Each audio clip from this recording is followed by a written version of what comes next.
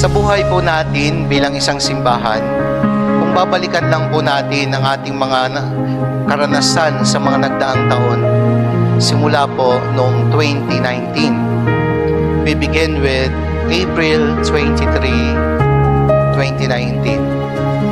The day for the solemn declaration para maging national shrine ang simbahang ito.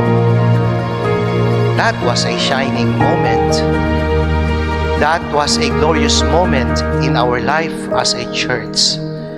From being a diocesan shrine, we were elevated to become a national shrine, declared and approved by the Catholic Bishops' Conference of the Philippines. Sino ba naman ang hindi matutuwa na ang kauna-unahang pambansang dambana ni San Antonio at ang nag-iisa ay naandito po sa simbahan kung saan naroroon tayo ngayon. The oldest and the first church of St. Anthony, not only in the Philippines but also in Asia. Outside Europe, dito po naitayo ang kauna-unahang simbahan ni San Antonio. At mapalad tayo at tunay na pinagpala sapagkat ito po ay naitayo sa simbahan ng Pila.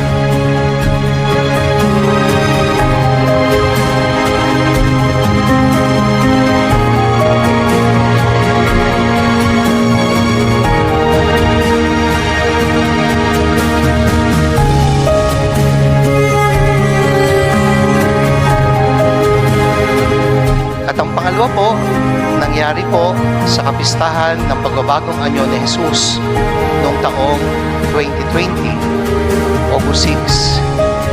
Pinagkaloob po sa atin ang panibagong, shining, and glorious moment sa buhay natin bilang simbahan ni San Antonio.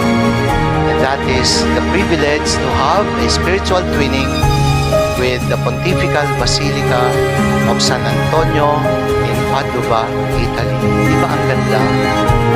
Pero wag po natin kalilimutan that what lies in between these glorious moments are the realities na marami pong sakripisyo na ginawa ang inyong mga pari, ang mga leader laiko, ang lahat na nag-contribute para maranasan natin itong mga shining moments sa buhay natin, just like the two bright and shining moments in the life of Jesus, ang kanyang pagbabagong anyo at ang kanyang muling pagkabuhay. Sana ganoon din tayo sa buhay natin. Yes, we have shining moments. We have glorious moments to remember.